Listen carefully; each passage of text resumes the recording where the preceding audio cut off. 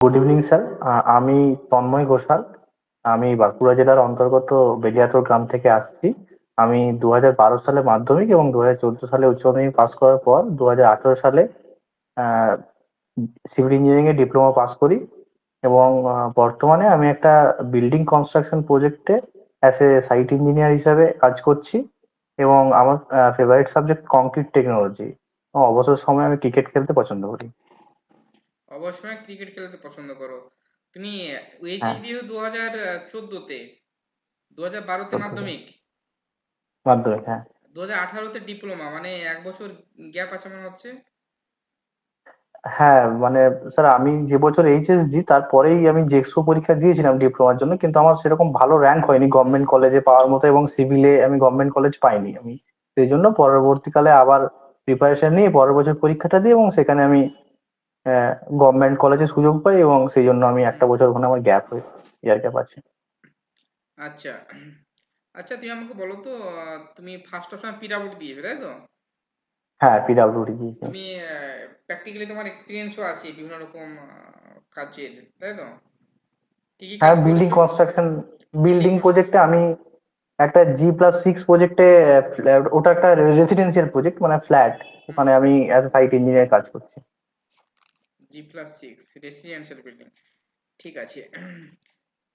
আচ্ছা, তুমি আমাকে বলো তো, সার্ভে সাবজেক্টটা পড়েছো তুমি? Survey engineering. হ্যাঁ, সার্ভে করেছি। আচ্ছা, চেন সার্ভের ডিফারেন্ট স্টেপ গুলো কি কি বলো তো? চেন সার্ভে তুমি করবে। চেন সার্ভে ডিফারেন্স, স্যার মনে নেই। আচ্ছা, বাউন্ডারি ওয়াল কি জানো? হ্যাঁ, বাউন্ডারি ওয়াল জানি। বাউন্ডারি ওয়াল কাজ করেছো? না, কনস্ট্রাকশনও করিনি কিন্তু আইডিয়া আছে। বাউন্ডারি ওয়ালের স্ট্যান্ডার্ড হাইট কত হয় জানা আছে? রেসিডেন্সিয়াল বিল্ডিং এর ক্ষেত্রে বা কমার্শিয়াল বিল্ডিং এর ক্ষেত্রে, কমার্শিয়াল এরিয়া আর রেসিডেন্সিয়াল এরিয়া দুটোর ক্ষেত্রে বাউন্ডারি ওয়ালের হাইট কত হয় অ্যাপ্রক্স? মেনলি 1800 আমাদের প্রজেক্টে আছে। 1800 mm, এটা কার জন্য বলছো, রেসিডেন্সিয়াল না কমার্শিয়াল? রেসিডেন্সিয়াল। কমার্শিয়াল এরিয়াতে বেশি হবে না কম কমার্শিয়াল হবে? স্যার জানা নেই। আচ্ছা। বেশি হবে, স্বাভাবিকভাবে একটু বেশি হবে, হ্যাঁ। হ্যাঁ, একটা ফ্লাড প্রোন এরিয়া, সেখানে বাউন্ডারি ওয়াল করবে, কি কি ফ্যাক্টর কনসিডার করবে? একটা ফ্লাড প্রোন এরিয়াতে সেক্ষেত্রে স্যার স্ট্রাকচারের সেলফ ওয়েট, তারপর হচ্ছে ওভারটার্নিং এর এগেনস্টে তার রেজিস্ট্যান্স, হুম। তারপর বেসের যে টেনশনটা সেটা মিডিল থার্ড দিয়ে যাচ্ছে কিনা, আহ, এই বেসিক্যালি এই ফ্যাক্টর গুলো এবং হচ্ছে যে হাইটটা মানে আহ, যেটা তার হাইট হবে মানে হাইট বলতে আমি sir depth of the foundation flood prone এরিয়াতে একটু বেশি হবে ফর বাউন্ডারি ওয়াল। এই বেসিক গুলো মানে হয়তো। মেনলি বাউন্ডারি ওয়ালের মানে ফেলিওরের মেন কারণগুলো কি কি, কি কি কারণে ফেল হতে পারে? একটা বাউন্ডারি ওয়াল ফেল করতে পারে স্যার যদি শেয়ার শেয়ার ফেলিওর হতে, সয়েলের শেয়ার ফেলিওর থেকে ফেল হতে পারে। হুম। আর আর এছাড়াও যদি ফ্লাড হয় তাহলে ওই ওয়াটারের যে ল্যাটারাল থাস্ট যেটা, সেটা বাউন্ডারি ওয়ালকে কোলাপস করিয়ে দিতে পারে। আচ্ছা, তুমি কি কি টাইপের বাউন্ডারি ওয়াল হয় জানা আছে তোমার? না স্যার। জানা নেই। তোমার ফেভারিট সাবজেক্ট হচ্ছে কনক্রিট টেকনোলজি। কংক্রিটের মধ্যে ঠিক আছে, ভেরি গুড। তুমি আমাকে এটা বলো যে কনক্রিট জিনিসটা কি, হোয়াট ইজ কনক্রিট? কংক্রিট একটা হোমোজিনিয়াস মিক্সচার। সেই মিক্সচারটা কন্টেন করে cement as a binding material, hmm. Sand as filling material এবং কোর্স এগ্রিগেট, এবং তার সাথে প্রপোর্শনাল ওয়াটার সিমেন্ট রেশিওতে জল মিশিয়ে আমরা অ্যাডমিক্সার দিতেও পারি এবং বা নাও দিতে পারি, অ্যাজ পার রিকোয়ারমেন্টস আমরা কংক্রিটটাকে তৈরি করি side. What are the different type of concrete? Concrete কি কি টাইপের হতে পারে? বিভিন্ন ধরনের কংক্রিট হতে পারে। একটা হচ্ছে যে আমরা সাইটে যে ধরনের কংক্রিট গুলো বানাই, সেগুলো তো যখন ফ্রেশলি মিক্সড কন্ডিশনে থাকে সেটাকে গ্রিন কংক্রিট বলা হয়ে থাকে সাধারণত। হুম। এছাড়াও বিভিন্ন ধরনের কংক্রিট আছে, যেমন হচ্ছে প্লেন সিমেন্ট কংক্রিট, যেটা পিসিসি। রিনফোর্স সিমেন্ট কংক্রিট হতে পারে, এছাড়াও প্রিস্ট্রেসড কংক্রিট হতে পারে, এছাড়াও একটা হয় ফেরো কংক্রিট হতে পারে, লাইট ওয়েট কংক্রিট হতে পারে, এরিয়েটেড কংক্রিট হতে পারে, এই ধরনের বিভিন্ন রকমের কংক্রিট আছে। আচ্ছা, হার্ডেন কনক্রিট আর ফ্রেশ কনক্রিটের মধ্যে পার্থক্য কি বলতো? হার্ডেন কংক্রিট এবং ফ্রেশ কংক্রিটের মধ্যে বেসিক যে ডিফারেন্স সেটা হুম। হচ্ছে, ফ্রেশ কংক্রিট বা গ্রিন কংক্রিটের মধ্যে একটা প্লাস্টিসিটি থাকে, তাকে আমি হুম। যে কোনো একটা ডিজায়ার্ড শেপ দিতে পারি, যে কোনো মোল্ডে শেপ দিতে পারি। কিন্তু হার্ডেন কংক্রিটে কখনোই সেটা দেওয়া সম্ভব নয়, কারণ সে হার্ডেনিং এর ডেফিনেশনই হচ্ছে when it is gain sufficient strength, মানে একটা ফার্মনেস তার মধ্যে চলে আসছে, তো সেটার মধ্যে কোনো প্লাস্টিসিটি থাকছে না।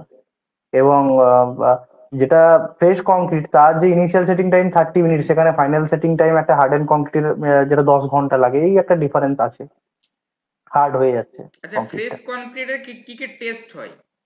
তুমি এটা ফ্রেশ কনক্রিট কি টেস্ট ফ্রেশ করে কং ফেললে? হ্যাঁ, ফ্রেশ কংক্রিটের জন্য বেসিক্যালি আমরা প্রথমে ওয়ার্কেবিলিটির জন্য স্লাম টেস্ট করে থাকি। হুম।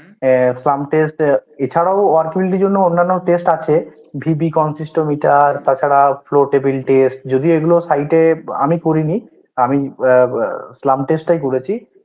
তো এই টেস্টটা আছে, এবং ফ্রেশ কন্ডিশনে আমরা কিউব স্যাম্পল নিই for testing compressive strength of concrete. এছাড়াও পরবর্তীকালে যখন কংক্রিট হার্ডেন্ড হয়ে যায়, স্ট্রাকচারাল এনডিটি টেস্ট, এইসব টেস্ট গুলো করা হয়। আচ্ছা, হোয়াট ইজ এসএসসি জানো? এসএসসি মানে সেলফ কম্প্যাক্টিং কনক্রিট, কি জানো? এসসিসি। হ্যাঁ স্যার, সেলফ কম্পেক্টিং কংক্রিট বলতে মানে যেগুলো খুব হেভিলি রিনফোর্সড কংক্রিট সেকশন আছে, হুম। মানে যেখানে নর্মালি আমি ভাইব্রেটার চালিয়ে তার কম্প্যাকশন করতে পারবো না। কম্প্যাকশন যদি না করতে পারি, সেক্ষেত্রে তো তার ভয়েড হয়ে তার স্ট্রেংথ কমে যাবে। তো এই ধরনের হেভিলি রিনফোর্সড সেকশনে সেলফ কম্প্যাক্টিং কংক্রিটটার কনসেপ্টটা নিয়ে আসা হয়। হুম। এখানে হয় কি, কংক্রিটটা অটোমেটিক তার সেলফ ওয়েটে জায়গায় জায়গায় পৌঁছে নিজেই কম্প্যাক্ট হয়ে হুম। তার ডেনসিটি বাড়ায়, মানে যেহেতু ভাইব্রেশন পসিবল নয়, তো এইটাই সেলফ ওয়েট কংক্রিট, সেলফ আচ্ছা। কম্প্যাকশন আচ্ছা, কংক্রিট। তোমার কনক্রিটের কমন ডিফেক্ট গুলো কি কি হতে পারে? ধরো একটা কনক্রিটে কাজ করালে তুমি, কি কি ডিফেক্ট হতে পারে? আমি সাইটে খুব যেটা মানে দেখতে পাই রিয়েলিস্টিক, সেটা হচ্ছে শ্রিঙ্কেজ। শ্রিঙ্কেজ একটা হয়, মানে ইনিশিয়ালি কংক্রিটের মধ্যে যে ক্র্যাক দেখা যায় আফটার কাস্টিং, সেটা শ্রিঙ্কেজ থেকে আসে। শ্রিঙ্কেজ একটা হয়, সেখানে ক্র্যাক হয়ে যায়। শ্রিঙ্কেজের ভ্যারিয়াস কারণ আছে, তো একটা কনসার্ন প্রবলেম হতে পারে কংক্রিটের শ্রিঙ্কেজ। এছাড়াও কংক্রিটের মধ্যে যেটা হয়, হানিকম্বিং একটা ব্যাপার আছে, হুম। সেগ্রিগেশনের ফলে, মানে অ্যাগ্রিগেটের সাথে সিমেন্ট স্লারির যে ছড়িয়ে যাওয়াটা, ওইটাতে সেগ্রিগেশনের একটা প্রবলেম হয়। এছাড়াও ব্লিডিং এর একটা প্রবলেম হয়, যেখানে জলটা আহ, উপরে বেরিয়ে আসে কংক্রিট সারফেস থেকে। এছাড়াও একটা হয়, আহ, আম, যেটা সিভিয়ার কন্ডিশন একটা হয় স্যার, কংক্রিটের কখনো কখনো কোরোশন দেখা যায়, মানে সি ওয়াটার এই জাতীয় জায়গায় যদি স্ট্রাকচার হয়, সেক্ষেত্রে কোরোসিভ ওয়াটার থেকে মানে কংক্রিটের মধ্যে একটা কোরোশনও দেখা যেতে পারে, এই প্রবলেম গুলো হতে পারে। আচ্ছা, হানিকামিং তুমি বললে, হানিকাম হওয়ার কারণটা তুমি বললে, কিভাবে তুমি এটা প্রিভেন্ট করবে? মানে হানিকাম যদি ধরো দেখছো একটা স্ট্রাকচার হয়েছে কাস্টিং করার পর। তা- হ্যাঁ, তা হানি কম্বিং আমরা দেখি মেনলি যেগুলো স্লেন্ডার মেম্বার, যেমন হচ্ছে কলামের ক্ষেত্রে কি হয়, মানে অনেকটা আহ, লম্বা হয়, মানে যেটা যদি 3 মিটার ফ্লোর হাইট হয়, তো আমাদের 500 ডেপথের বিম থাকলে আড়াই আড়াই মিটার অব্দি আমাকে কলামটা কাস্ট করতে হয় ইনিশিয়ালি। তো 2.5 মিটারে কন্ট্রাক্টর স্বাভাবিকভাবে দুটো পার্টে করে না, ওরা একদম 2.5 মিটারেরই একটা ইয়ে বানায়, আমাদের ফর্মওয়ার্ক বানাই, সেখানে করে। তো ওইখানে হয় কি স্যার, যখন কংক্রিটটাকে প্লেস করা হয়, তো তখন যেহেতু কোর্স অ্যাগ্রিগেটটার স্পেসিফিক গ্র্যাভিটি অনেক বেশি ভারী, সেটা আগে প্লেস হয়ে যায়, পরে সিমেন্ট স্যান্ড এগুলো পরে পড়ে।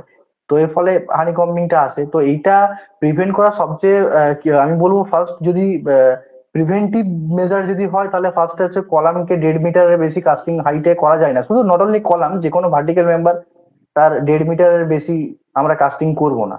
এবার আহ, যদি হয়েই যায় হানি কম্বিং, সেই ক্ষেত্রে অনেক সময় স্যার গ্রাউটিং বা গানিটিং এই জাতীয় পথ অবলম্বন করে এগুলোকে ট্রিটমেন্ট করা হয়। আচ্ছা, তুমি আমাকে বলো শাটারিং এর স্ট্যান্ডার্ড হাইট কত? তুমি যে কোনো কনক্রিটে কাজ করবে, তো শাটারিং এর স্ট্যান্ডার্ড একটা হাইট আছে, সেটা কত মিটার? স্যার, কতই মেন? আমার যেটা জানা আছে যে শাটারিং বোর্ড 1220 বাই 2440 হয়, তো তার বেশি তো হয়তো 2440টায়, আমি এটা কনফার্ম জানি না, 2440 হয়তো, আমি ঠিক শিওর না এটাতে। আচ্ছা, ঠিক আছে, তুমি দেখো, তুমি ধরো সাপোজ কোনো ক্যাশ ব্যারিয়ার বা ধরো সাপোজ কোনো গার্ড ওয়ালে তুমি কাস্টিং করেছো, ঠিক আছে? আচ্ছা। হুম। তোমার আরসিসি গার্ড ওয়াল হতে পারে, পিসিসি গার্ড ওয়াল হতে পারে, এমনকি তুমি ড্রেনের কাস্টিং করেছো, ড্রেনের ওয়াল করার সময় দেখি তখন হানিকাম হয়ে গেছে, তো সামান্য বেশি হাইট না, আপ টু 1 মিটার ধরো এভারেজ হাইট, হুম। সেক্ষেত্রে হুম। ওয়ালগুলো তোমার হানিকাম হয়ে গেছে, তো সেক্ষেত্রে তুমি কিভাবে রিমুভ করবে? গ্রাউটিং করে? স্যার, সেই ক্ষেত্রে মানে যদি কাজের নেচারটা যদি লেস ইম্পর্টেন্ট জব হয়, তাহলে সেই ক্ষেত্রে স্যার অনেক সময় কি করা হয়, ওই আহ, মানে 1:1 রেশিওতে সিমেন্ট আর স্যান্ড মিক্সচার করিয়ে তার সাথে বন্ডিং এজেন্ট মিশিয়ে ওটাকে ভালোভাবে, মানে ওই জায়গাটা প্লাস্টার করিয়ে দিয়ে অনেক সময় এটাকে ট্রিটমেন্ট করা হয়, খুব যদি মাইনর পেটি কাজ হয়। আচ্ছা, কনক্রিটে তোমার অনেক সময় দেখা যায় যে পজুলনিক মেটেরিয়াল দেওয়া হয়, এর সিগনিফিকেন্স কি? স্যার, তোমার পোজোলনিক ফ্লাই অ্যাশ পোজোলনিক বলো মেটেরিয়াল বা যেটা, হ্যাঁ, সিলিকা। ফ্লাই অ্যাশ, হুম, এইগুলো স্যার মেনলি ফ্লাই অ্যাশটা যেমন হচ্ছে থার্মাল পাওয়ার প্ল্যান্টের একটা মানে অবশিষ্ট অংশ। হুম, তো ফার্স্ট হচ্ছে স্যার এগুলো, মানে এগুলোর মধ্যে কোনো সিমেন্টেনিয়াস প্রপার্টি থাকে না। হুম, এর অ্যাডভান্টেজ হচ্ছে ফার্স্টলি স্যার এটা ইকো ফ্রেন্ডলি এবং এর কস্টটা খুব কম। তো এইটা সিমেন্টে আমরা মেনলি ইউজ করে কি করি, মানে ইনিশিয়ালি যদিও এটা সিমেন্টেনিয়াস প্রপার্টি থাকে না, কিন্তু যখন ওয়াটারের সাথে রিয়েক্ট করে এটা স্যার মানে সেটা যেটা সিএসএইচ জেল, মানে calcium silicate hydrate gel form করে। এই রিঅ্যাকশনটা ডবল হয় বলে স্যার প্রজ্বলনিক সিমেন্ট যেমন পিপিসি, এই সিমেন্ট গুলোতে কিউরিং টাইমটা একটু বেশি, কারণ ইন জেনারেল ওপিসি সিমেন্টে কি হয় একদম ডিরেক্টলি মানে সিমেন্টের সাথে ওয়াটার মিক্সচার হয়ে আহ, ওটা হাইড্রেশন হয়ে সিএসএইচ জেল ফর্ম করে যাচ্ছে, কিন্তু প্রজ্বলনিক সিমেন্টের ক্ষেত্রে যেহেতু হুম। মানে প্রজ্বলনা মেটেরিয়ালটা মিশে থাকছে, তো সেটা ফার্স্টলি জলের সাথে একবার রিয়েক্ট করে, তারপর আহ, ওটা সেকেন্ড রিয়েকশনের পর তার সিমেন্টেনিয়াস প্রপার্টি পাওয়া যায়, এই জন্য কিউরিং পিরিয়ডটাও বেশি হয়। তো আচ্ছা, তুমি এটাই। ফার্স্ট অপশন পিডব্লিউডি দিচ্ছ, সেকেন্ড অপশন পিএইচই, তাই তো? পিএইচই যদি PH। দাও, তুমি পিএইচই কি কি ওয়েস্ট বেঙ্গলে পিএইচই ডিপার্টমেন্ট কাজ করে তোমার জানা আছে, আইডিয়া আছে কোনো? হ্যাঁ স্যার, আমি নিজেও একটা পিএইচই প্রজেক্টে 2 মাসের মতো কাজ করেছিলাম, আমার একটা বেসিক আইডিয়া আছে। পিএইচই তে এই মুহূর্তে যেমন চলছে জেজেএম প্রকল্প, জল জীবন মিশন। হুম। জেজেএম প্রকল্পে মানে পঞ্চায়েত এরিয়াতে যে মানে হাউস হোল্ড আছে সেখানে ট্যাপ কানেকশন করে খাওয়ার জল, রুরাল ড্রিঙ্কিং এরিয়াতে, ওয়াটার প্রোভাইড করা। রুরাল এরিয়া রুরাল মানে। এরিয়া, আচ্ছা। রুরাল এরিয়াতে সেখানে স্যার মেনলি কনস্ট্রাকশনের মধ্যে ওভারহেড ট্যাঙ্ক, যেটা ওভারহেড ট্যাঙ্ক রিজার্ভার, এছাড়াও ওখানে পাইপলাইন ডিস্ট্রিবিউশনের কাজও, এই দুটো কাজই প্যারালালি চলছে, তো পিএইচডি এই কাজগুলি আমার জানা। আচ্ছা, তুমি আমাকে বলো যে তুমি এনভায়রনমেন্টাল ইঞ্জিনিয়ারিং পড়েছো, তোমার ওয়াটার ট্রিটমেন্ট প্রসেসের মেন স্টেজ গুলো আমাকে বলো, যে ওয়াটার ট্রিটমেন্ট নিয়ে প্রসেস করবে বা ওয়াটার ট্রিটমেন্ট প্ল্যান্ট দেখেছো কোনো সময়? স্যার দেখিনি, কিন্তু আমি মানে পড়েছো? পড়ার সময় পড়েছি আর এটা কি। তুমি বলো তার মানে টাইপিক্যাল যে মেন স্টেজ গুলো ওয়াটার ট্রিটমেন্টের, সেগুলো বলো আমাকে। স্যার, মেন স্টেজ বলতে প্রথমে যেটা হয় স্যার স্ক্রিনিং হয়, মানে সেখানে যেগুলো ফ্লোটিং মেটেরিয়াল থাকে সেগুলোকে আটকে দেওয়ার জন্য ফার্স্টে একটা হয় স্ক্রিনিং। স্ক্রিনিং এর পর স্যার যেটা হয় মানে সেডিমেন্টেশন করানো ওকে। হয়, সেডিমেন্ট প্লেন, সেখানে প্লেন সেডিমেন্টেশন হুম, ট্যাঙ্কে মানে হুম। যে সাসপেন্ডেড পার্টিকেল বা কোলয়েডিয়াল পার্টিকেল সেগুলোকে মানে নিচে অধক্ষেপ করে সেগুলো পড়ে যায় আর কি, তো এটাকে সেডিমেন্টেশন প্রসেস বলে। তো সেডিমেন্টেশনের পর এটা হয় কোয়াগুলেশন, মানে ফ্লো ফর্ম করে সেটাকে সেপারেট করে দেওয়া হচ্ছে ওয়েস্ট প্রোডাক্টটাকে, হুম। কোয়াগুলেশন। তারপর স্যার যেটা আছে ফিল্ট্রেশন আছে, ফিল্ট্রেশনের মাধ্যমে যেগুলো হচ্ছে ব্যাকটেরিয়া সেগুলোকে রিমুভ করা হয়। তুমি এছাড়াও আমাকে শুধু স্টেজ এরি স্টেজ গুলো বলো, মানে পরপর কি কি প্রসেস গুলো শুধু বলো, ঠিক আছে? আচ্ছা, হুম, আচ্ছা, স্যার ফার্স্টে স্ক্রিনিং, তারপর সেডিমেন্টেশন কোয়াগুলেশন, তারপর হুম, ফিল্ট্রেশন, হুম। তারপর ফিল্ট্রেশনের পর স্যার এরিয়েশন হবে, তারপর স্যার যেটা হচ্ছে ক্লোরিনেশন, ক্লোরিনেশনের পর আমরা ওটাকে সাপ্লাই করব। আচ্ছা, এবার তুমি আমাকে বলো সেডিমেন্টেশনের মেন রোল কি, মানে সেডিমেন্টেশন যে process for water treatment, main রোলটা কি বলো? ফার্স্ট স্ক্রিনিং স্ক্রিনিং পাস করে যখন মানে ফরেন মেটেরিয়াল গুলো জলের সাথে আসে, সেখানে হেভিয়ার পার্টিকেল, লাইটার পার্টিকেল, মানে বিভিন্ন ধরনের পার্টিকেল থাকে। তো সেইগুলোকে অ্যারেস্ট করার জন্য ফার্স্টে প্লেন সেডিমেন্টেশন ট্যাঙ্কে ওই জলটাকে নিয়ে আসা হয়। ওই জলটাতে সেই যে বিভিন্ন ধরনের যে পার্টিকেল গুলো রয়েছে, হেভিয়ার, লাইটার, কলোইডাল পার্টিকেল, সেগুলোকে মানে নিচে যাতে ওগুলো অধক্ষিপ্ত হয়ে পড়ে যায়, তো সেইটা হচ্ছে সেডিমেন্টেশন ট্যাঙ্কে করানো হয়। আচ্ছা, ওয়াটার ট্রিটমেন্ট প্ল্যান্টে তোমার ফিল্ট্রেশন কিভাবে কাজ করে, আর কি কি টাইপের মানে ফিল্টার তুমি ইউজ করবে? তো ফিল্ট্রেশন দু ধরনের মেনলি ফিল্ট্রেশন আছে, একটা র্যাপিড স্যান্ড ফিল্টার আর একটা হচ্ছে স্লো স্যান্ড ফিল্টার। হুম। তো এই দু ধরনেরই ফিল্টার আছে। তো ওখানে স্যার প্রথমে গ্র্যাভেল বেড দেওয়া হয়, তারপর স্যান্ড বেড দেওয়া হয়। তো এই স্যান্ড বেড এবং gravel bed act S filtering media. তো ওকে। সেখানে আমাদের যে ব্যাকটেরিয়া বা এই ধরনের যে মাইক্রো অর্গানিজম গুলো আছে সেগুলো অ্যারেস্ট হয়ে যায় ওই ফিল্টার বেডে, স্যান্ড বেডে। ডিসইনফেকশনে তোমার কি কি কমন মেথড আছে বলো তো, মানে ওয়াটার ট্রিটমেন্ট প্ল্যান্টে? স্যার ডিসইনফেকশনের মোস্ট কমন এবং পপুলার মেথড হচ্ছে ক্লোরিনেশন। সেখানে ওকে। ক্লোরিনেশন করে মেনলি ডিসইনফেকশন করা হয়। হুম হুম এছাড়াও বিভিন্ন ধরনের আছে, পটাশিয়াম পারম্যাঙ্গানেট। এটা আমরা নিজেরাও সাইটেও করেছি। পটাশিয়াম পারম্যাঙ্গানেট মানে আমাদের যে আন্ডারগ্রাউন্ড রিজার্ভার আছে, সেটা হুম অনেক সময় পটাশিয়াম পারম্যাঙ্গানেট দিয়ে একটা ডিসইনফেকশন করা হয়। পটাশিয়াম পারম্যাঙ্গানেট অ্যাপ্লাই করে করা যেতে পারে। উম, হুম। আহ, এছাড়াও অনেক সময় ছোটখাটো কাজের ক্ষেত্রে আমরা ব্লিচিং ইউজ করি, যদিও সেটা ক্লোরিনেরই একটা ফর্ম। তো এইভাবে হয়। আচ্ছা, হ্যাঁ, তোমার একটা ওয়াটার ট্রিটমেন্ট প্ল্যান্ট তুমি করবে, ঠিক আছে? হুম। হ্যাঁ স্যার। তার যে লোকেশন মেনলি, সেটা কি কি ফ্যাক্টরের উপর ডিপেন্ড করবে, তোমার কি মনে হয়? স্যার ওয়াটার ট্রিটমেন্ট প্ল্যান্টের ক্ষেত্রে দেখতে হবে মানে এরিয়াটার যে লোকেশন সেটা মানে কোন ধরনের গ্রেডিয়েন্টে আছে, মানে পাইপলাইন যে ডিস্ট্রিবিউশন সেখান থেকে যে জলটা ডিস্ট্রিবিউট হবে।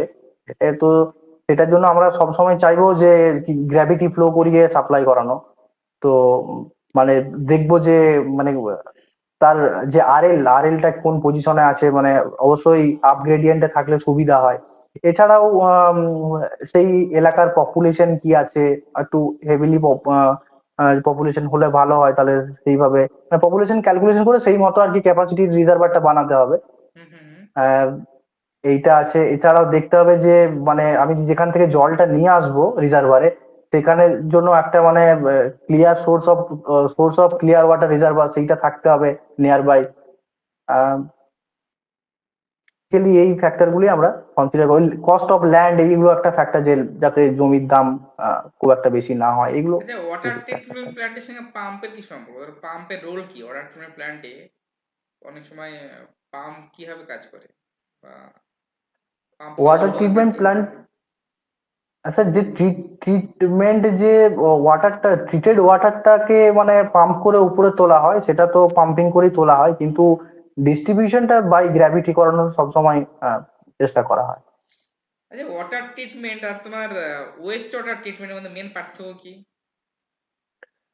ওয়েস্ট ওয়াটার তো মানে আমরা যে জলটা, নট অনলি জলের সাথে নাইট সয়েল বা এসব মানে ওভারঅল ওয়েস্ট যে ওয়াটারটা আছে, সেই ওয়েস্ট ওয়াটারটাকে আমরা যদি ডিরেক্টলি এনভায়রনমেন্টে ডিসপোজ করি, সেটা তো ওয়াটার পলিউশন, ল্যান্ড পলিউশন এইগুলো করতে পারে। তো এইগুলো যাতে ডিরেক্টলি মানে আমরা ডিসপোজ না করে কিভাবে সেটাকে ট্রিট করে, এবং সেটাকে অনেক সময় লাইফ সয়েলটাকে ট্রিটমেন্ট করে বায়ো ফার্টিলাইজার হিসাবে ইউজ করে, বা যাতে এনভায়রনমেন্টালের সাথে যে আহ, আহ, মানে ইয়েটা ব্যালেন্সটা মেনটেন করা যায়।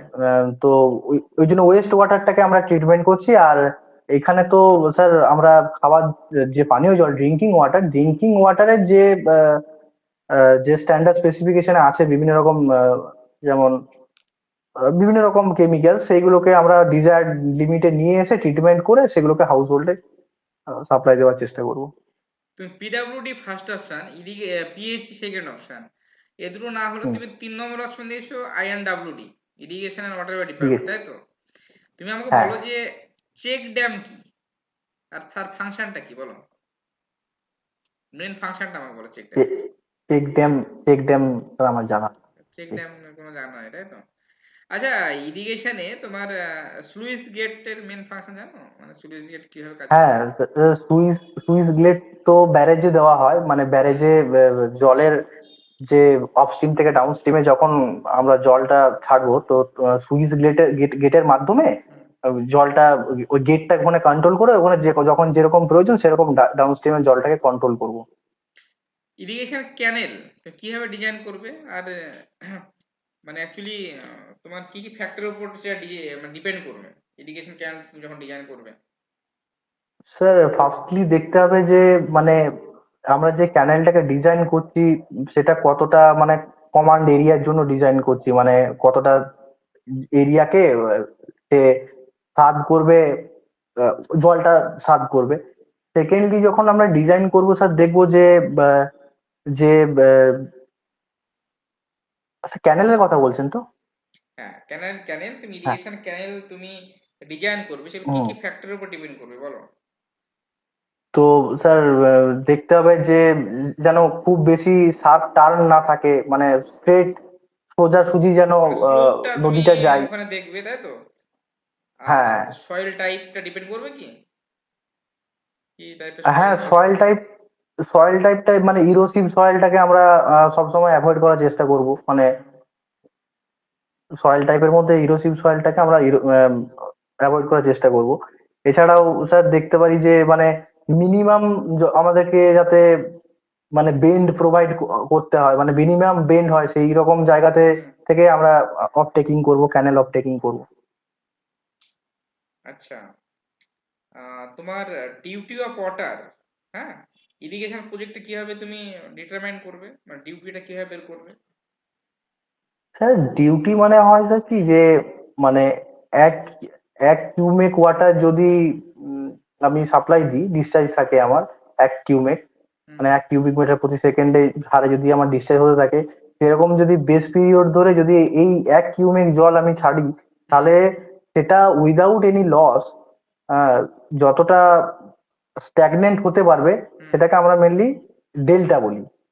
তুমি আমাকে আপনি বলো ডিউটিটা কি, ডিউটিটা তুমি বের করবে মানে তো টোটাল এরিয়া বাই কি হবে? মানে ডিউটি বের করতে গেলে তোমার এরিয়া তুমি হেক্টরে বের করবে, তারপরে হ্যাঁ, volume of water per m cube, তাই তো? Cubic metre. হ্যাঁ, হ্যাঁ, হ্যাঁ। এটা হচ্ছে তোমার মেনলি ডিউটি বের করা, তাই তো? হুম। আচ্ছা, ওটার তো একটা ফর্মুলা আছে স্যার। তুমি হ্যাঁ। আমাকে বলো ইরিগেশন সিস্টেমে, ঠিক আছে, তুমি ওয়াটার রিক্রুটমেন্ট ফর ক্রপ একটা ফর্মুলা আছে সিডব্লিউডি, এর ফর্মুলাটা বলতে পারবে কিভাবে তুমি ক্যালকুলেট করবে ওয়াটার রিক্রুটমেন্ট অফ ক্রপ? তার একটা ফর্মুলা আছে এই মুহূর্তে মনে পড়ছে না স্যার। ইফেক্টিভ রেনফল দিয়ে। মনে হ্যাঁ, করতে মনে পারছো নেই। না, তাই তো? না। আচ্ছা, তোমার সারফেস ইরিগেশনে মানে কমন প্রবলেম কি কি ফেস করতে হয়? সারফেস ইরিগেশনে স্যার কখনো কখনো মানে ওয়াটার এক্সেস পরিমাণ ওয়াটার সাপ্লাই দিতে হয় যেখানে প্রয়োজন হয় না, অথচ তার থেকে বেশি ওয়াটার সাপ্লাই হয়তো হয়ে যায় কখনো কখনো, যেটা গাছের ক্ষেত্রে অনেক সময় ক্ষতি হয়, মানে যে কোনো গাছ না, মানে আহ, যে কোনো প্ল্যান্টের ক্ষতি হতে পারে। আহ, এই একটা বেসিক্যালি জিনিস হতে পারে স্যার, মানে সারফেস ইরিগেশন মানে এক্সেস ইউজ অফ ওয়াটার হতে পারে। ওকে, সিপেজ প্রবলেম, ধরো দেখা যাচ্ছে কোনো ইরিগেশন ক্যানেলে সিপেজ প্রবলেম হচ্ছে, সেক্ষেত্রে তুমি কিভাবে সেটা প্রিভেন্ট করবে? সিপেজ প্রবলেম অনেক সময় ইরিগেশন ক্যানেলে স্যার যেটা কমন মেথড সেটা হচ্ছে বোল্ডার পিচিং করে হুম। মানে এই, মানে যে আমাদের লাইনিং করে ক্যানেলের দেবে। যে, হ্যাঁ, অনেক সময় বোল্ডারে পিচিং করে ওটাকে লাইনিং করা হয়, মানে যেগুলো আর কি আনলাইনড ক্যানেল আছে হুম। হুম। হুম। সেগুলোতে তো মেনলি স্যার সিপেজটা হয়, তো হুম। সেগুলোতে অনেক সময় মানে কংক্রিট কংক্রিট করেও করা হয়, কিন্তু বোল্ডার পিচিংটা খুবই আচ্ছা, কমন আর বোল্ডার কি। পিচিং তুমি করবে তো বোল্ডার পিচিং এর থিকনেস কত ধরবে? মানে এটা বোল্ডার পিচিং এটা কিভাবে না। করে তুমি জানো? মানে প্রথমে স্যান্ড না, ফিলিং না। করে, তারপরে তুমি ধরো 200 থিকনেস স্যান্ড দেবে, তারপরে তুমি বোল্ডার গুলো তুমি বিছাবে, তোমার বোল্ডার গুলো তো একটা মানে থিকনেস থাকবে। ধরো তুমি তোমার এক রকমের বোল্ডার বিছালে তোমার তো ভয়ের থেকে যাবে, ওখানে দু রকম বোল্ডার রাখতে হবে, ঠিক আছে? আপ টু 200 আর 200 থেকে 400 এই যে সাইজ তোমার নর্মালি বোল্ডার ইউজ করা হয় ওখানে। তুমি তার থিকনেস রাখতে পারো কত, 400 থেকে 450, তাই তো? বোল্ডারের সাইজ আমি কি জানেন স্যার, এটা কি 400 থেকে 450, মানে বোল্ডারের থিকনেস থাকবে? তুমি যখন অ্যাপ্রন করবে, অ্যাপ্রন করার সময় ধরো বোল্ডার বলে দিয়ে আছে নট লেস দেন 40 কেজি, ঠিক আছে? হ্যাঁ, তো not less than 40 KG, 9 inch, মানে তার ই হবে মানে 225 mm মিনিমাম এটা হতে হবে, ঠিক আছে? যেটা আচ্ছা তোমার ওভার সাইজ বোল্ডার সেটা 200 থেকে 400-র মধ্যেই পড়ে ঠিক আছে? আচ্ছা, ঠিক আচ্ছা, আছে। তুমি আমাকে এটা বলো যে সয়েল ইরোশন হচ্ছে, ঠিক আছে, ইন ইরিগেশন ফিল্ড, তোমার সেক্ষেত্রে তুমি কিভাবে প্রিভেন্ট করবে সয়েল ইরোশনটা? হুম? সয়েল ইরোশনের জন্য মানে সেক্ষেত্রে স্যার সারফেস ইরিগেশন বা সাবসারফেস ইরিগেশন না করে সেখানে মানে স্প্রিংকলার ইরিগেশন মেথডটাকে অ্যাপ্লাই করতে হবে। মানে ইরিগেশনের যে মেথড, সেখানে আমাদের স্প্রিংকলার যে ইরিগেশন সেই জায়গা সেই মেথডটা অ্যাপ্লাই করা উচিত। এছাড়াও মানে কিছু ক্ষেত্রে স্যার কি হয়, মানে গাছ লাগানো হয়, গাছ লাগিয়ে সেটা মানে মাটির আহ, শিকড়টা এমন ভাবে মাটিতে যায় যে সয়েলের ইরোশনটাকে প্রিভেন্ট করে, অনেক সময় আচ্ছা, বড় বড় তুমি গাছ ইরিগেশন লাগানো হয়। ইফিসিয়েন্সি তুমি বাড়াবে কি কি মেথড ইউজ করতে পারো? যেসব জায়গাতে ইরিগেশনের সমস্যা আছে সেই ক্ষেত্রে তোমার ইরিগেশন ইফিসিয়েন্সি বাড়াতে হবে, কোন কোন মেথড তুমি ইউজ করবে? তো সেই ক্ষেত্রে তো স্যার লিফট ইরিগেশন করতে হবে, মানে আচ্ছা, আহ, অনেক সময় সেক্ষেত্রে লিফট ড্রিপ ইরিগেশনও তুমি করতে পারো অ্যারিড সেমি অ্যারিড কন্ডিশনে, তাই তো? হুম হুম স্প্রিংলার ইরিগেশনও তুমি করতে পারো। হ্যাঁ, স্প্রিংকলার করা যায়। আচ্ছা, এই সেক্ষেত্রে ক্যানের লাইনিং করলে কি কোনো মানে সুবিধা হয়? তোমার ক্যানের লাইনিং করলে কি কোনো ইরিগেশন ইফিসিয়েন্সির সঙ্গে কোনো সম্পর্ক আছে? হ্যাঁ স্যার, এই ক্যানেল লাইনিং করলে অবশ্যই লসটা কম হবে, সেক্ষেত্রে আমরা ডিসচার্জ বেশি পাবো স্বাভাবিকভাবেই, মানে ক্যানেল লাইনিং যদি করে দেওয়া হয়। আচ্ছা, ঠিক আছে।